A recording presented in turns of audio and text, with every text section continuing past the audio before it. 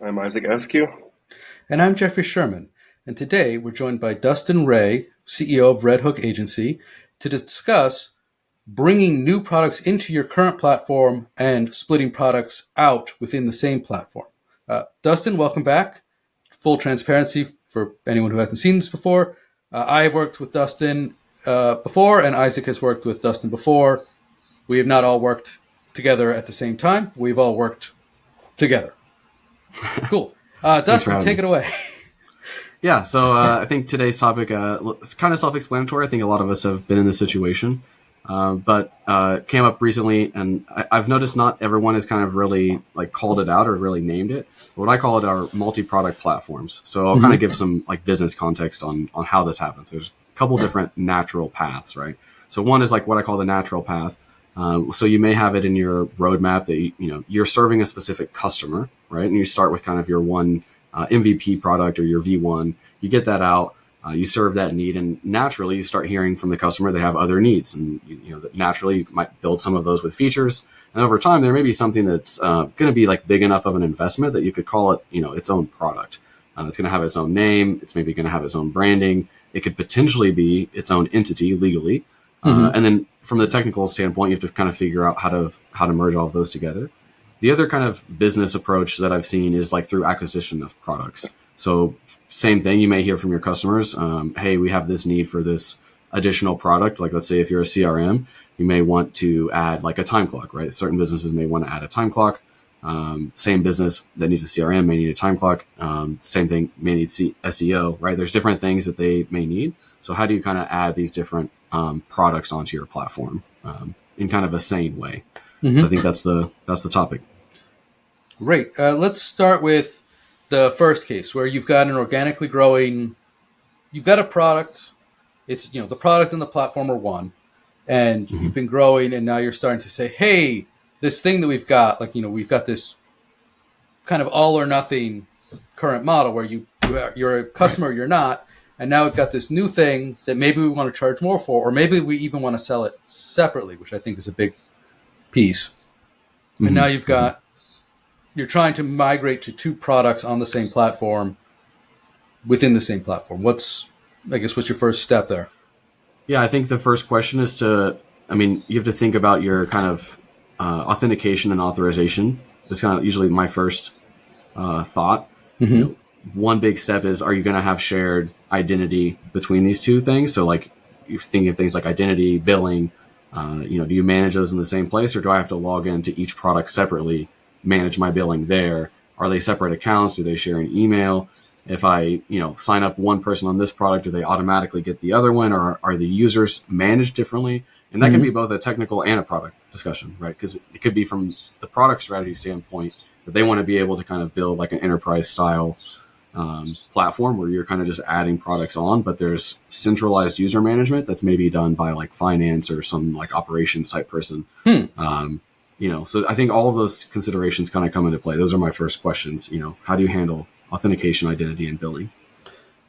So in my mind, if I had a platform and I had two products, to me, I would imagine I would want to have a single, user, and then I would flip things on and off, which creates a lot of difficulty, like in terms of if you've got, product A, and you're adding product B, that might look one way, but if you've got product B only, making that user experience good is difficult.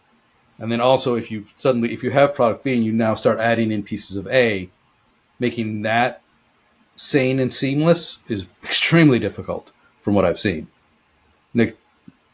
The having the permissions and the back end is easy, but the actual UI, the customer experience is very hard. Yeah, I think some of that comes down to business too, right? Like, did the business know up front that they would be building these two products? So did the technical team know, right? Like, because then there's an investment too there to be made, right? If you're going to build this second product, where are you starting from? Like, did you build your identity service as a separate entity since the beginning to where it can now easily be integrated? Or does this become like a project zero to start your next product, right? So it can become like, as a bigger organization, it may seem like we can move at the same pace as we built the first product, But what you actually find is there's more to it as you're scaling to 2 products. There's more decisions to be made, and more Right. trade-offs to think of. This reminds me of. Go for it, Isaac. Oh, I was going to say something similar that I was considering recently was AWS in general. Uh, AWS, if you sign in, it's just one account that you've got. Mm-hmm. But every service that you look at in AWS, they all look a little bit different. They all act a little bit different. And the styles for each page you go to for Route 53 or EC2 or whatever, documentation is different. They very much seem like they're owned by different teams, and they are. And that's why there's like a lack of the same design and congruency between those products. But in their case, they did start from like what you're suggesting, Dustin, where you have like identity first. Like you're authenticated to access the services, but each of these services and what they do is different, and how you're billed for those services is different, and the products are different. So I think even following that model, it still makes sense, even if you don't have the same shared design between those products. I think it seems fairly obvious that you'd want to tackle that identity piece first. At least that's the way I would do it too. Yeah, I kind of look at it like a similar problem area is internationalization. Right? If we're all English speakers, if you start off with English, if you build your system to be English and then suddenly you discover that people outside the US exist and they have money, and you need to now internationalize this to have other languages, it's extremely time consuming. It's not difficult, but it's extremely time consuming to go back and wrap every single string on your website so that you can then drop in translations. But on the other hand, if you spend the time up front and wrap every single string so that it can be internationalized later, if it becomes worthwhile, it's a smaller investment, but it may never pay off, right? It's the Yagni versus, I don't remember what the opposite of Yagni is. But anyway, like the Being over prepared, I You guess. will always Being need it. yeah, you always Opposite of need. Yagni. But like it, right? It's. I guess my first thought is, at this point, there should be enough frameworks with user management externalized that unless you are, the proverbial CEO in their house with an idea and learning to program at the same time, you probably should start with some kind of authentication system that you didn't roll yourself, right? Like if you've got a table of users with passwords in clear text, if you're starting from there, and you shouldn't, then you're in for a world of hurt at some point. And it's a good world of it's great that you've managed to make it to get so far and get far enough that you're now in for this world of hurt from the security standpoint. But if you're, professional programmer, you should know better, I guess. Like you should be like, yeah, let's spend the extra day and set up authentication correctly, because if we don't set it up correctly at the beginning, it's going to just be terrible eventually, or we're going to get hacked badly. Yeah, I mean, I see a lot of clients start with, I think, like kind of whatever they can get out. Because think about it especially from the non-technical founder's perspective, right? Like you're not going to know what you don't know, so you're kind of trusting the developers. And if you think about like what an early stage, like, and I mean really early stage, startup is going through, I mean, they're just getting out whatever they can get to prove, validation. And I think where this gets interesting is like then you get traction. And then now you have actual users, and now you've acquired another product, right? It's like, so imagine this from the founder's perspective. And then as the the poor engineer, right, you now have 2 completely separate authentication systems and potentially even different paradigms on like how, say user data is like referenced in these 2 systems. And so like if you were to, so let's say, for example, you're talking about like economies of scale, right? How do you get a database engineer, if you have potentially 2 different database technologies, you're now incurring that cost twice if you can't have that one resource handle both of those platforms. So I think there's questions there too. Like, how do you handle that? Is that, do you look towards like a phased approach where you start to bring those technologies together, or do you just kind of handle the difference as a we'll manage this difference is because the cost is too great, right? To like rewrite, for example, in the correct paradigm, let's say. Well, correct is always so relative. But I Yeah. think so. Let's talk you've acquired somebody and so you have something and it's fine, and you've now acquired somebody and they had something and it's fine, but your thing is incompatible with their thing. Let's say one is a MySQL, one is a PHP framework using MySQL and it's fine, and you just acquired someone and it's a Java Postgres system, and Yeah. it's also fine, right? Like they're totally fine, but they're entirely different technologies. They they don't play great together. They're so I guess the first shim that usually people do, like the go to, is you create a merge service, like an eventual consistency service, which it's a piece of software that listens or polls every minute or two both systems and says, hey, do you have any new users? Great. If you have a new user here, I'm going to create it over there, and vice versa. And so you have this piece of software that is just an eventual consistency machine of, hey, I'm going to, every period, or maybe there's a way to poke it, and it's going to do the sync for you. And that's pretty good. That'll get you a year down the road before that. So it's like a bridge. This is like a bridging technique, yeah. Yeah, to get from where you are to where you want to be, yeah. Because like that, it buys you time. Because now you've got, hey, the core platform, we're in PHP, MySQL. We bought somebody there in Postgres, Java, and leadership has to figure out how that's going to work. And the bridge buys you time.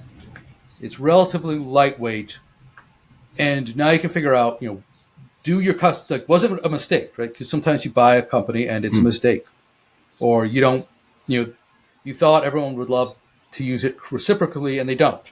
Like I've seen that where we bought a company and these customers love this product, and these customers, product A loves product A and they don't like product B, and product B likes product B, and so like, screw it, we're just going to keep running them separate. Yeah. Like, or spin it off again. I've seen all of that. But the idea, in leadership's mind when they bought this thing was that it'll converge. And so, how is it going to converge? Are you, heaven forbid, rewriting everything in one of the two languages over time? Or you, even worse, moving to a third platform? Because everyone should be running Clojure Postgres, clearly. If you're going to pick my favorite, which no one don't actually do that. It's a great language. Disclosure. And I love it. Yeah, but don't actually rewrite for a language, especially not Clojure. But the bridge, I think, is the first step, and then you have to. Then it's a lot of product and leadership discussion about where do you want to go. So to clarify, you're saying start the bridge to begin with, just to buy time. That way you can gauge and see if your customers actually care about it. And if they don't care about it, then give up on the idea of trying to even do that, all the work and the money that you would spend to merge them to begin with. And if they do care about it, then that's a different conversation that you bought time for. Right. And in the meantime, now you've got customers in both places, right? And within, a minute or so, the merge happens, or 5, whatever your thing is. And it gives you the opportunity to gather data about what pieces they care about and learn, the engineers can now learn the two systems so that they can figure out what parts, because maybe the answer is you move the identity out of both systems into a third system, right? You start using standard stuff like JWT, and you never bridge the gap, right? You have this stack and that stack, and identity is just a third piece that both of them use. So we've talked a little bit about, I think, the conceptual and the strategy of it. Let's say you're a director or VP of engineering at a company that's just acquired a new product, or you're a founder, building a team, if you're making that jump for the first time from going from single product to multi-product, how do you imagine they should be looking at their department or their organization to change as they make that change? Like, what new functions need to exist that maybe didn't need to exist when you were just working on a single product? Because let's say the single product could be a monolith, right? So everyone kind of worked on the back end team, did identity, they did security, they did all the APIs, and like all the APIs are one API. They handle the database, right? So as you're kind of making that jump, how do you start to reorganize your teams to support that structure? What is it, Conway's Law, where the software will look like the company's organization? Yeah. Mm-hmm. Ideally, don't do that. Don't do Conway's Law. Think about what the product is. What are these two products and how are they different, and where's the seam?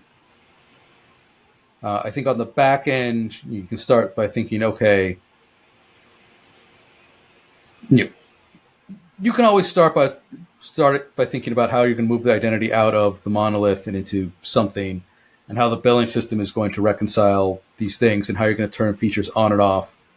Because what I see a lot of times is I have a monolith, and now I'm saying that the monolith is two products, and that's cool, but it's still one monolith, and everything is shipping inside. And then that's when all sorts of interesting hacking starts happening, because it's like, oh, you've got a feature, and this feature works off this database table that you don't actually have access to, but I'm just going to create these dummy records because the code needs it. And so you're going to start seeing customers that have feature B also have a ton of records, dummy records that relate to feature A, but they're not real because you just needed something there. And that's where things get interesting. So I guess I'd start with figure out what the seam is and how to isolate the two products from the back end and front end perspective.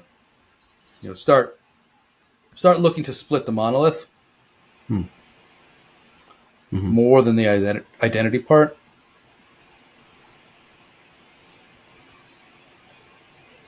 Makes sense.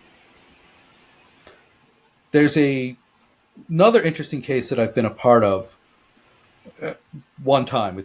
I think it's an interesting edge case where I was working at a company, and the company was not a SaaS or anything. It was just a company, and they had software.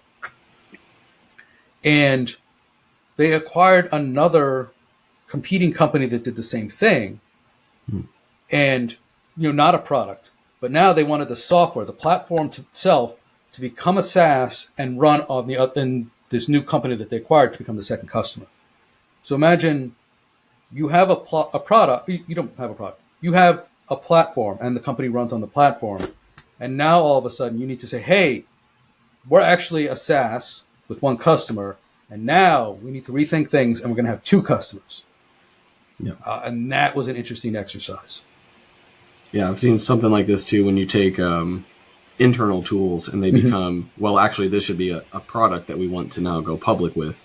So now you have to go through like branding exercises. You have to deal with authentication because you maybe even have organization structures from within the company that was within the internal tool.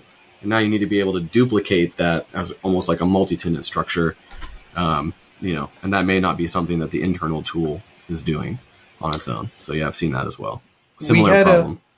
We had an episode on that probably a year and a half ago with guest Brian Beggy. He talked about companies that wanted to convert their internal tools to SaaS. And if I remember the conversation correctly, he said it almost always goes badly. What's your experience been? That's interesting. I think I've only done it once, where we actually turned an internal product to an actual external product, and it was successful in a way. I mean, I would say it was a success in the fact that it didn't shut down, but it's not like rapidly growing like Slack because it's very niche. So it's like it takes a bigger conversion than like if you were to build this SaaS from the beginning, you would probably build it in a different way, right? So like you maybe have a different starting point than the internal tool does. So it's like it works really well if you already have that exact problem and you already want to move your business from where you're at to exactly that new paradigm.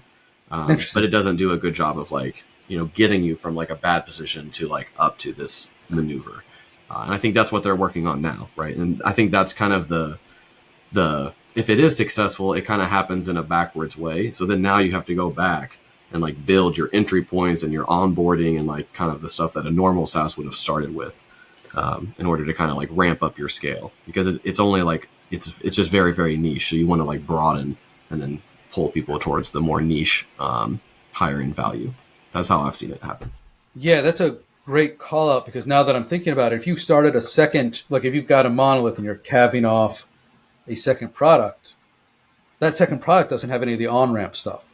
So that might Right. also be an interesting way to start, more than look at how you're going to split the monolith and look at what do we need to do to create the on-ramps for this new product, because they don't exist. Right. And there's really two on ramps, right? Because there could be, from the perspective of we're onboarding completely new users directly to this product as an entry point to our platform. And there's also the on ramp of the easiest customer to convert is an existing customer. So if we can convert 30% of our existing customers immediately, we want that to be a different onboarding experience, because they don't need to start from scratch. They're familiar with us. They may know certain parts of the platform depending on how well it's integrated. So you may even have a special onboarding path for existing customers. Yes. There is, dare I say it, synergy. Excellent. Yeah, I recommend people go back and listen to the episode with Brian Beggy. His conclusion was that it's very hard to convert internal tools to a SaaS because the company is competing with their potential customers. So like one of the examples was, I think, insurance. And it's like, oh, we've got this great way to run your insurance company, but also we're running an insurance company that's competing with you. So that made it a harder sell. Have we covered everything? Do we leave stones unturned? I think that was it on my list. Awesome. Well, thank you, everyone, for listening. I'm Jeffrey Sherman. And I'm Isaac Askew, and this is Never Rewrite.